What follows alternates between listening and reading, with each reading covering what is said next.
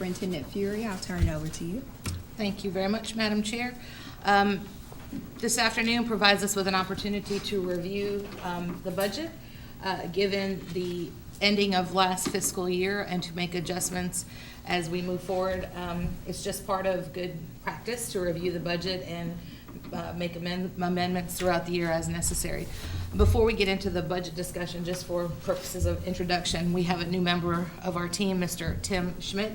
He is our coordinator of CTA programming, and he joined us about a month ago, and he hadn't had an opportunity to meet all the members of the board. So I just want to introduce Mr. Schmidt to you. This is Mr. Eddie Johnson, Board Chair Ms. Shaquila Henderson Baker, and you know Ms. Abigail Coggin. Okay. With that being said, I'll turn it over to Peggy to walk us through the descriptions and also to walk you through recommendations. And then once we get through Peggy's portion, then I'm going to turn the floor over to Ms. Buff, where she will take us through the Extended Learning Opportunities Initiative, which is listed as a budget item recommendation. So, all right, Peggy. Take it away. Yes, ma'am. Okay, so we'll begin with our projections in the format that we've been using the last few years. And it's been updated to show the final actual for 14, some revisions to 15, and then projecting the next 3 years. Okay, so for, that's number one. Number two, the budgeted state revenues for 14-15 have been adjusted up $750,000 for midterm adjustment. We actually got those actual figures after I did this, and it's around $660,000 actually, but we should be able to make up that difference somewhere else, I feel certain. Then also the next figure is the adjustment to our state sales ratio study. That has to do with our property taxes, where, well, to make a long story short, we've appealed that twice, and that will adjust our QBE revenues up probably $800,000 rather than the $261 that I have here. So that one's a big plus. I think Mr. Campbell's, has he talked to them about that yet? Yes. Okay. All right, number three, I'm talking about the local revenues, the property taxes. We had a jump this year of about 7%, but everything that I hear and read says that they've really leveled off, and that home values are not increasing a lot. So I'm just leaving those projections as flat for now. And we also have that unknown where the vehicle taxes have changed, and the birthday tax is slowly going away, and people are paying taxes when they buy a vehicle, and so that's going to, we don't know what effect that's going to have. So I'm just leaving those revenues flat for now until I find out more for the next 3 years.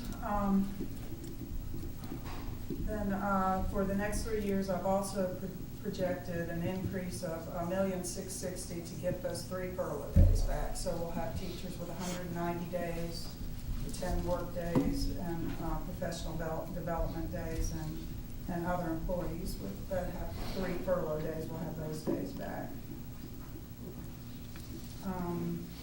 Let's see. Number 5, TRS is scheduled to go up next year. When TRS goes up, our QBE revenues are also adjusted, so I made adjustments to revenues and expenditures for the TRS increase. And then health insurance, number 6. We got a break this year since it was an election year, but I'm going ahead and adding an extra $1 million each year for the next 3 years, expecting health insurance increases. Okay, any questions about the projections? Well, yes, item 6, starting off. Have we been projecting that out in previous years? Yes. Okay. Just this year, they gave us the break. didn't charge us the additional increase. And but that's still my guess. It could be higher or lower. Mhm. I think it won't be any less than that, really. All right, so the second page,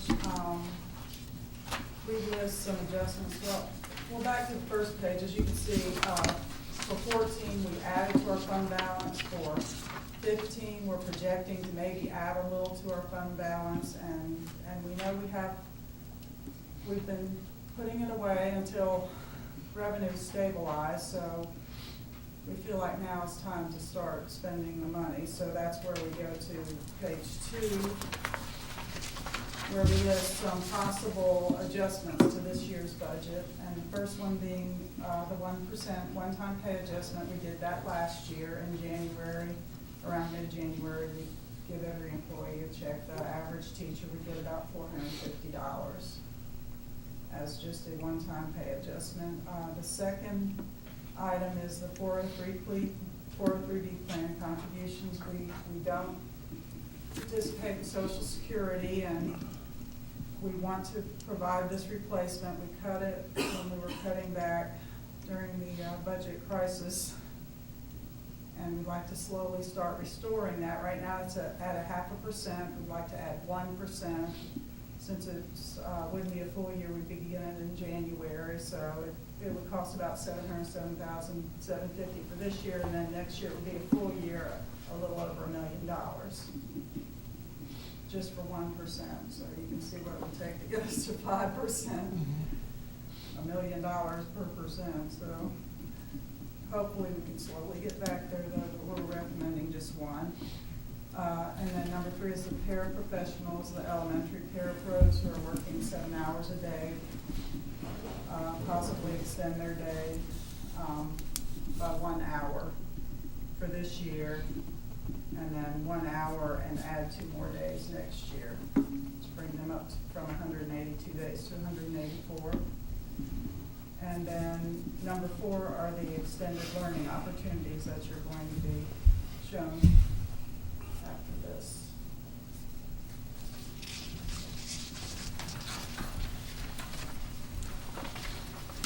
So then page 3 shows projections with these adjustments.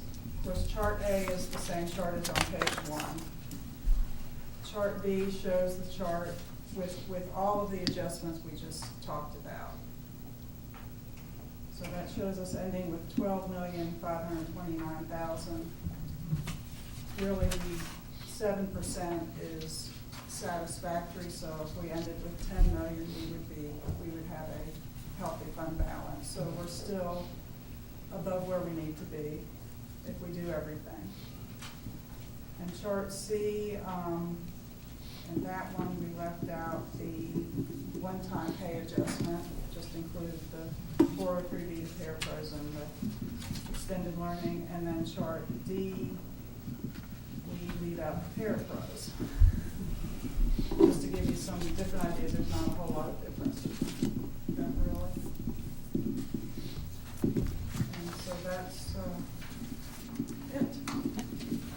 I have a question. Yes. On the charts, is it possible you can do one where you leave out option 2, the 403B plan? The only reason why I say that, when we took this out, I was not in favor of taking it out, but since then, we have done surveys every year regarding it to employees in the school system, and this is always a last priority item. So it seems to be something that is not a choice item from the employees. And so can we do a chart without this in there? Yes, we could. So it would be probably chart B with add another 700,000, so we'd end up with 13.3 or so. Okay. Yeah. We didn't do that.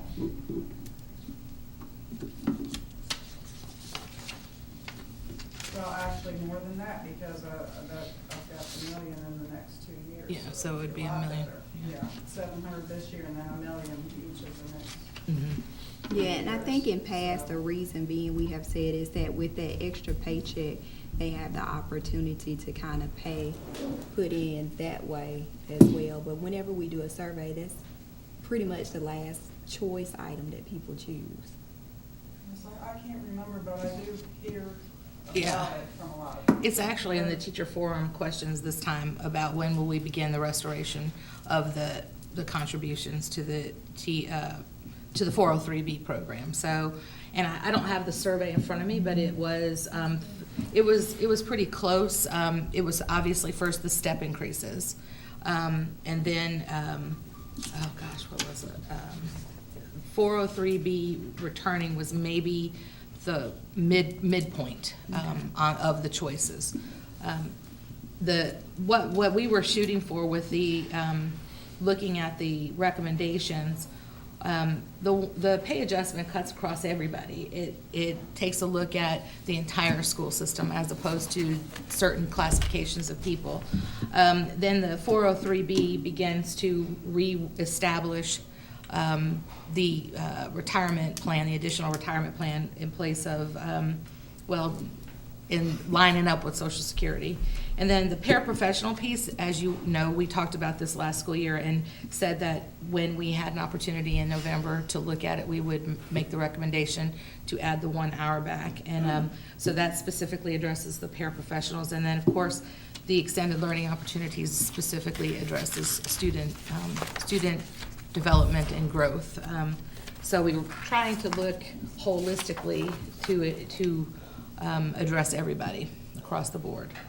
And I think, if I'm not mistaken, the 403B was midpoint on the continuum of issues.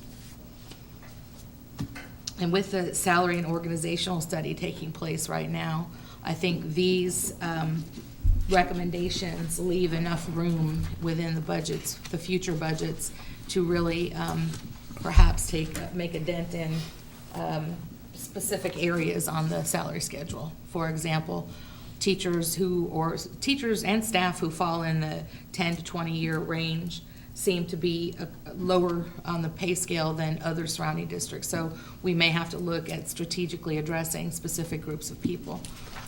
And there's enough resource in there to be able to take care of some of those things over time. I have from my perspective, a real concern on the retirement portion on it. I think it's about time, in my view, that we take an aggressive step to restore the retirement for our teachers. If they had an opportunity to select the method or the program that they want, Social Security or the teacher's retirement system, I would venture to bet $3 that everybody would want to go to Social Security at this point. And I don't know what the legal ramifications or how would they do that. But I think we have a binding obligation to restore the teacher's retirement funding. And I just think the 1% is inadequate. I think it should be at least 2. The one that we have here now, the projected ending fund balance is about as high as I've seen it in my 6 years here. And at the same time, we have taken away the retirement on our teachers. I think it's just clear we should remove the burden, take the weight off our teachers, and financing the school district, and let the financing of our school district go to the public sector, not on the backs of our teachers. And I think we ought to increase this at least by another 1%. And make some objectives as to what we can do. Then I guess we have to answer the question, if it's Social Security, what will we do? And that's how we should view this. And that's how we should treat our employees. So I'm suggesting or recommending, if it's appropriate at this time, that we increase that. We'll still have a very, very healthy ending funded balance in the year 17-18 based on the existing numbers. But that number, remember, doesn't include any adjustments to the salary schedule, to step increases for this whole org study and salary study that we're undertaking now. So you may, if you increase it by another % or more, for example, what you might do then is limit our ability to make any substantive changes in the salary schedule. So while I tend to agree with what you're saying, that it's time to start making a change, I'd like to make that recommendation in a comprehensive way when we look at the organization and the salary study in particular. So if the salary study shows that in order to pay our teachers adequately, we need to have, $3 or $4 million a year in the budget. If you don't have that money and you put it in the retirement, they won't have access to it now, which is what Ms. Henderson Baker was saying. And so, Mr. Johnson, I agree that it's a necessary thing for us to begin to put as a priority. I would just ask that we are real cautious because of the fact that our teachers, we really do need to look holistically at, as an organization, both at who is doing what jobs and how many jobs, and our teaching staff and how they are paid, since their pay has been stuck for a number of years. And I think if we jump too far ahead, we might lose the opportunity to do that as well. Well, I appreciate your concern on that, and I know it's not a clear cut, but Yeah. I think the sacrifices that our teachers have made in their careers should be stopped, and we need to. My question is, if we had to go to for Social Security for whatever reason, what would we do? Right. And I'm saying, let's answer that question. What would we do? And apply We would to. actually have to cut people's pay. I mean, that's Yeah. what we would have had to do if we were under Social Security. And we felt like people needed money in their pockets, and they could make that decision for themselves if they wanted So to they get still into contribute. retirement. We give them the money, say, here, put it in your retirement, or buy bread and milk. Mhm. For some people, it was at that point when we cut this, is why we. And believe me, I displayed a positive approach as long as I've been sitting on this board in that regard. But I think it's time now to change and develop a new strategy, a new approach to improving the retirement fund of our teachers. We may look at it from a salary standpoint, but this is a key ingredient why our turnover rate is so high. It's one of them. And when you go on the website and look at Newton County, what do you see? Our salary and our retirement fund, non-existent basically. And I think our retirement fund, we owe it to our teachers. I hate to be repetitive, but again, I asked the question, if we had Social Security, what would we be doing? So, and that question could be answered 3-4 years ago, that we will lay off people. We're not at that state now. We don't have to do that. We got a funding balance now of $12 million. We could easily take $1 million off that and manage it just like we've been doing before and give it to our teachers. I agree with you, Mr. Johnson. I mean, I remember when we cut it, I was the only one did not want to cut it at all. I voted against it. However, and that's what I'm saying, and in the past years, the survey has been at the back burner as a choice for employees in the school system. I would like to bring it back, because I never wanted to get rid of it in the first place. So I would like to bring it back to where it's at, but I understand at the same time we have to be kind of fiscally responsible. So if we make a choice of bringing it back now, then we're kind of cutting into money that they can take home, in their pocket right away, Right. based on their salary. Well, Ms. Baker, I don't think I'm being physical irresponsible by trying to get our teachers, get the weight of financials off of our teachers and put it to the public sector where it should be. Would you be in disagreement if we wait till after the salary schedule and then make that choice of an increase? It's an option, but I would like to see a commitment for that because we got it in the treasury now. You have it now, but perhaps to the detriment of repairing salaries. So you could right now put that 1% in there, And it would be a reduction of $1 million across all of these years. And so, if you do that, you then take away the ability to, perhaps, you would have to continue to delay restoring some of the other things. So, for example, you know, I have been looking at salaries and looking at them across the surrounding geographic area and other demographically similar areas. And when you look at that, there's some work that needs to be done.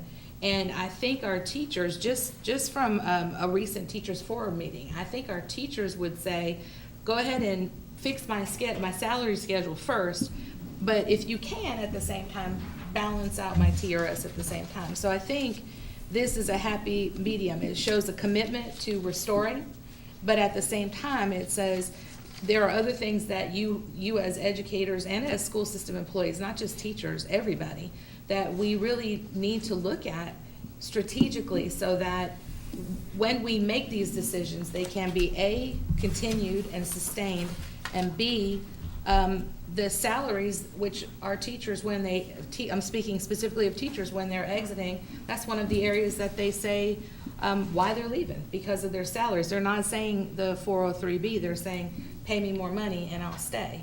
And so that's why we're driven at that salary piece, but at the same time, balancing this the 403B at the same time. So I think we all agree that it should be a priority.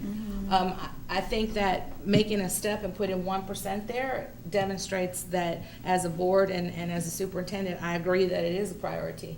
But I'm asking that we look holistically first before we jump whole into a 2% adjustment there. That would be my recommendation.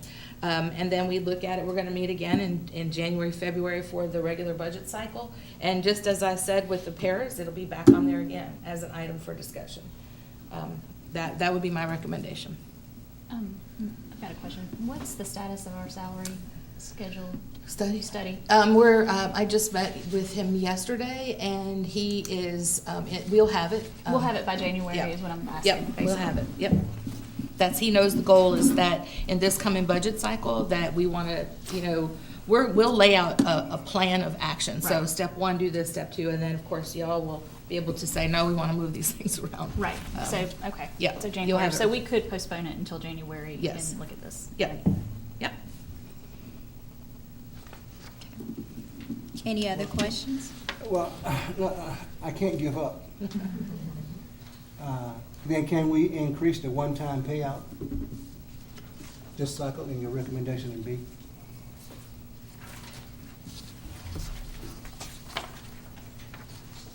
More than the 1%, is what Correct. you're saying?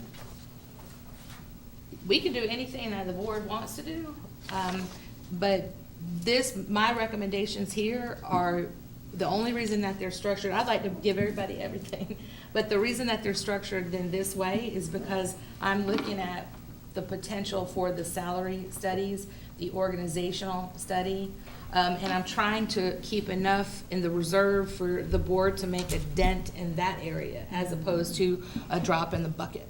And And it won't be too far away. it's not, we're talking January.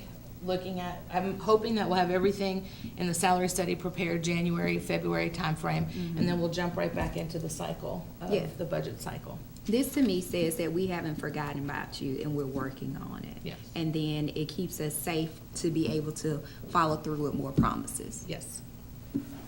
That was the goal.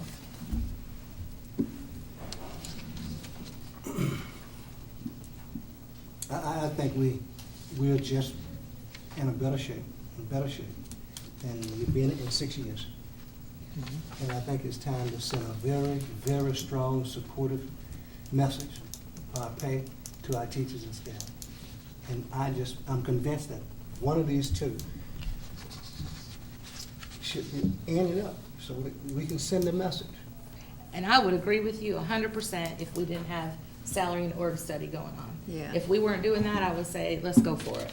But because we're doing that, I'm saying, Mr. Johnson, I get you. Let's hold off until we finish that process, and then let's look at it again. We're gonna follow through with it, Mr. Johnson. Because we all want to do that. We all would like to give more. So it's only a couple of months away. Do you have a way, like, when we look at this, maybe for approval, that to word it so that they know that we're gonna follow through with looking again at it? Well, I don't want to be a showstopper, but I, you know, somehow I got to need to convey that I'm for aggressively, I wouldn't say rewarding, if that's the right word, recognize and that we're in the best shape that we've been. And we've asked those teachers for 5, 6 years of sacrifice, and we need to take that off their backs. And this is how we do it. I'm convinced that's how we do it. So what are we procrastinating for? We got the best bank account we've had. And we have not in 6 years had a salary study? Fine. And I say this, maybe we'll put that off there in 6 months. No, I they'd be happy with your that. teachers would be More upset about that. I'm trying to get some lively discussion. Yeah, I'm thinking that your teachers would be, I think that if our teachers and staff thought that if we were to do either of your suggestions, that it would impede the process of looking at their salaries, I think 2 things. 1, you're gonna continue to have the drain that we have, and 2, we could put ourselves in a position where we are unable to make the corrections that Yeah. need to be made. And if there's anybody who wants to help and pay for not just our teachers, but everybody who has suffered through this whole process, it is I who wish to be able to do that. But at the same time, knowing that my efforts are taking place through a salary and org study, I think that our teachers and staff would say, let's get through that process. This will demonstrate a good faith effort, not to mention the good faith effort that we made last year. And then we will progress forward once we complete the study. Yeah. That's me, the conservative, looking towards trying to be holistic as opposed to taking random stabs at things. That's why I put it this way. And I'm gonna acknowledge your aggressiveness, Mr. Johnson. I'm going to Ready to acknowledge go for that. it. And I would be aggressive too if we were looking at a year from now. But we're only looking at a couple more months. And it'll come right back at you, just as you see it here. You'll see the 403B, you won't see that pay adjustment, you'll see that back on there. And then you'll see a comprehensive plan that looks at people and the jobs that they do, and salaries for our teaching staff, administration, clerical, everybody. So that we can say as a team, first thing we need to do is make this right. Second thing we need to do is make that right. And the 403B is definitely one of those areas that needs to be corrected. Yeah, and once we do this, we can't take it back. And what happens 3 months from now that we're unable to do the salary, then they're gonna say, y'all could have waited 3 months. Well, I want to be productive in this whole scenario, but I will look for more time, the 3 months, and see what are we going to do. Yes. Salary I'm study, willing we'll to do get it. it in January, February. Thank you. Hello, Mr. Turner. Good afternoon, sorry I'm running a little late. All right, so shall we move on to the Extended Learning Opportunities Initiative, which this is a great opportunity for our schools and students. If everyone will turn your attention to the Extended Learning Opportunities Initiative handout that I gave you. On the first page, we just discussed a little bit about why we need extended learning opportunities. We call these ELO. We've been working on this for quite some time in the county office and at the school level to try to come up with a way to increase some opportunities for students to learn outside of the school day. As you all know, there has been an extensive decrease in instructional time due to state mandated testing, and I'll just give you an example of that. We had to give 86 additional assessments at the beginning of the year called student learning objectives for our students. This was state mandated, so it pretty much took up about 12 instructional days out of a teacher's time where kids have to go and take these pre-tests. And the same thing is going to happen again at the end of the year for state-required post-tests. Now, this is in addition to the new Georgia Milestones assessments that our teachers are facing as well. And we still have our focus on making sure that our students are college and career ready. So all of those things combined kind of have put a real crunch on the teachers with regards to instructional time. And as Dr. Thomas would tell you, our schools did an excellent job of spending their Title I carryover funds last year. And so there won't be as much money left over in Title I to have an 8-period program in our secondary schools like we were able to do last year to extend the school day for those children to get ready for those state-mandated assessments. So that's why we need this extended learning opportunity. And you'll hear that I'll refer to it as ELO. Mr. Peck will jump in and speak about elementary school as well. So how do we come up with what we would do for this ELO opportunity? This is the second page. Each school received a potential ELO budget that was based proportionally on the school's population. We did include the Career Academy and the theme school. Traditionally, these schools were excluded in any kind of Title I funds because they're not Title I schools. So this was an opportunity for us to give them a chance to have an after-school program in addition to their 21st century programs. And what we included in the plan was a section for goals and objectives, what was it they were trying to achieve, strategies they were going to use, the anticipated outcome, quantitative metrics. We wanted them to be able to tell us how they were going to measure the impact of whatever it was that they were going to do, the estimated cost, and then they could add any other pertinent information. And we asked them to think outside the box. And they really did a great job of this. They really gave us some good ideas. And so if you look on the next 2 pages, it really gives you an idea of just how they were kind of intending to use the funds. A couple of the things we really liked was extending the school time during midwinter breaks for students to come in and have enrichment opportunities as well as remediation opportunities after school, before school, on Saturdays. Additional credit recovery. The high schools have experienced a real crunch in the ability to provide credit recovery opportunities for their students because of all the instructional time that's being lost with the new assessments. And so that's an opportunity for them to work on that as well. Yeah, for elementary school, one of our issues is building background knowledge, which is a non-negotiable goal for us and something that we have focused on. Our kids come to school with a lack of background knowledge, which leads to vocabulary and other issues. So we are really focusing on increasing that by doing field trips. So our elementary plans have several field trips that go with the curriculum. So you'll see, or you'll hear a buzz, because with the budget decrease, field trips kind of went to the wayside because of the cost of gas. We know gas went, sky high. So we stopped the field trips for most part. So they're really excited about taking this money and really infusing field trips into the curriculum. So that's something that elementary really focused in on, is building that background knowledge. Some other things that we really liked, was college visits at, yes, sir. Can I ask a question? Certainly.